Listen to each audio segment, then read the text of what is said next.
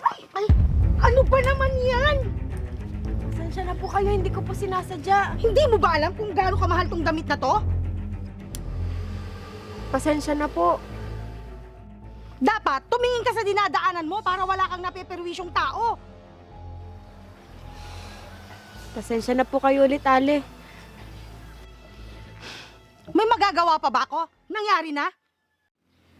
Kung gusto niyo po, ako na lang po maglalaban ng damit niyo. Anong gusto mong gawin ko? Magpapalit ako ng damit? Kung ayos lang po sa inyo, Ale. Saan naman ako kukuha ng damit ko? Bibili pa ako? Nagmamadali na nga ako? Pasensya na po talaga kayo. Sa dinami-dami ng maaabala mo, ako pa talaga?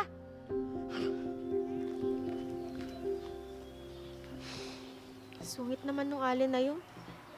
Siya nga tong hindi tumitingin sa dinadaanan niya.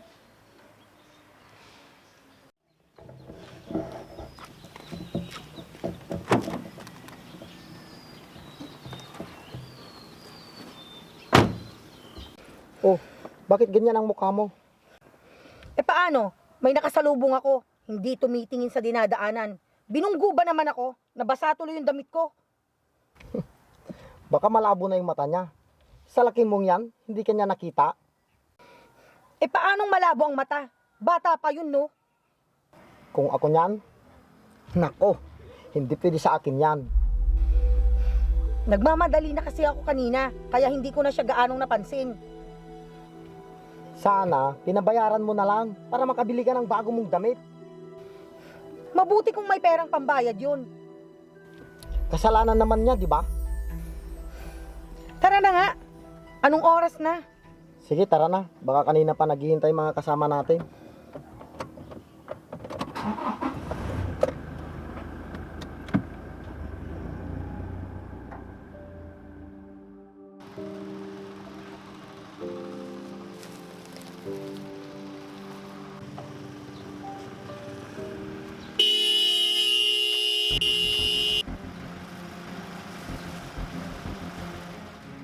Ano ba yan, Masong? Bakit hindi ka nag-iingat? Kasalanan ko ba? Nakita mo naman ang kasalanan ng babae. Hoy, miss! Kung malaking problema mo, huwag kang mandamay ng ibang tao. Oo nga naman. Baka mamaya magpabayad ka pa sa amin. Kasalanan niyo naman po. Nakita niyo naman, nasa gilid lang ako. Kalsada ito, miss. Alam mo naman na maraming dumadaan dito na sasakyan. Kaya nga, nakakaabala ka pa ng tao. Maghinay-hinay po kayo, ma'am. Sir, alam niyo po na wala akong kasalanan. Alam mo, miss, kahit saan tayo makarating, mali ka. Kaya nga, yung kagaya niyong mahirap, naghahanap lang ng dahilan para kumita lang ng pera. Sobra na po yung sinasabi niyo sa akin. Pwede ko po kayo ireklamo niyan. Sige, magreklamo ka at haharapin ka namin. Sige, kahit sang barangay pa yan. Mag-ubusan tayo ng pera. Alam ko na mayaman kayo. Pero ako, wala akong pera na uubusin sa inyo. Buti alam mo na mayaman kami. Sige, magreklamo ka kung gusto mo. Harapin namin lahat ng reklamo mo. Basta't siguraduhin mo na kaya mo kaming harapin kahit saan tayo makarating. Akala niyo naman kung sino kayo makapagsalita. Di ba sabi mo mayaman ako? Mayaman ako. Subukan mong magsalita laban sa amin. Makikita mo. Kung tutuusin, kayo nga po ang dapat kong ireklamo sa ginawa niyo sa akin.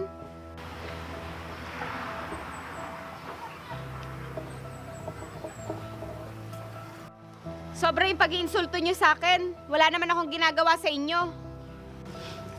Ang mga tao nga naman, ano bang gusto mo? Bayaran ka? Ba't mo babayaran yan? Wala naman tayong nagawa sa kanya. Hindi lahat ng tao kaya niyong bayaran. At isa pa, hindi niyo naman ako kailangan bayaran. Yun naman pala. Tara na nga, Masong. Malis na tayo. Sa susunod, miss, ayusin mo yung paglalakad mo sa kalsada.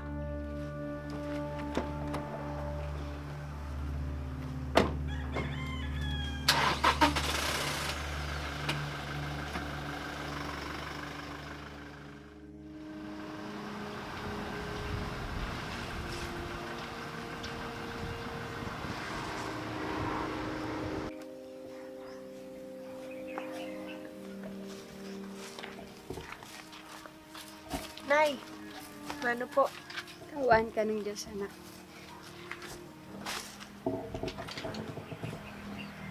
Nay, alas na po ba kayo?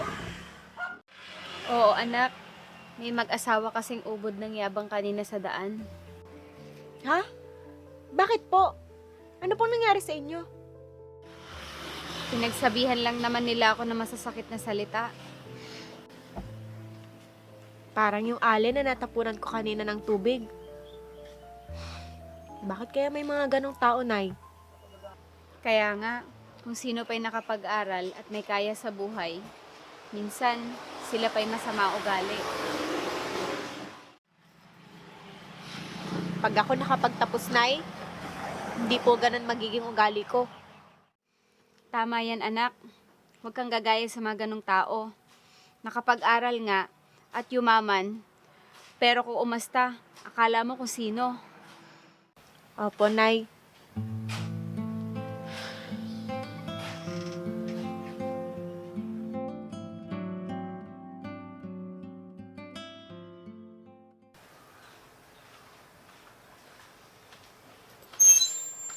Nay, ano po? Kawan ka ng Diyos, anak. Kumusta ang abogada ko? Ayos lang naman po, Nay.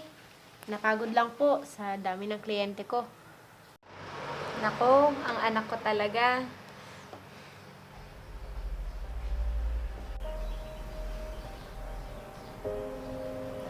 Bakit po, Nay?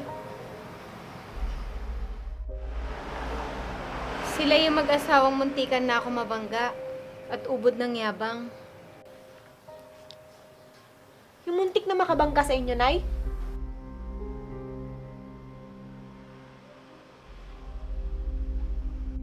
Oo, sila nga anak. Pero bakit ganyan na nangyari sa kanila, Nay? Hindi ko alam, anak. Oo naman. Sige. Masong! Lasing ka na naman! Wala ka nang ibang ginawa kundi mag-inom. Niyaya kasi ako ng mga trabador ko. Sumama ka naman! Pwede ba? Pera ko naman yung ginagamit ko. Pero napapadalas ng pag-inom mo. Makalis na nga. Puro ka bunga nga. Sakit sa ulo. Hoy, Masong! Masong! Masong!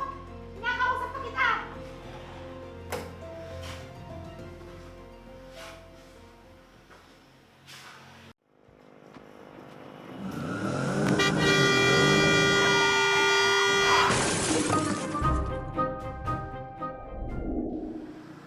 Nay, parang namumukhaan ko yung babae.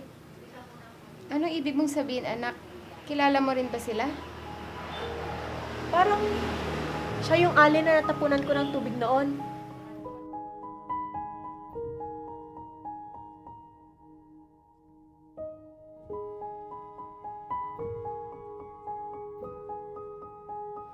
Ano? Yung kinakwento mo dati sa akin? Opo, Nay. Kawawa naman sila ngayon sa kalagayan nila. Kaya nga po, Nay, hindi talaga natin alam ang kapalaran. Kaya hindi maganda na porket mayaman ka na, ipagyayabang mo na. Tama po kayo, Nay. Kaya ikaw, anak, kahit anong mangyari, bigyan mo ng respeto ang taong mga nakakaharap mo. Hindi po ako magiging matapobre, Nay. At magiging masamang ugali sa kapwa ko. Tama yan, anak. Huwag mong ipagmalaki kung ano ang meron ka. Baka isang araw, bawiin sa'yo ang lahat. Opo, Nay.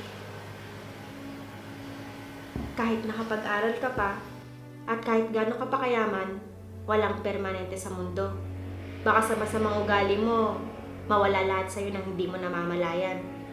Kaya ugaliin maging mapagkumbaba at ang respeto sa kapwa ay mahalaga.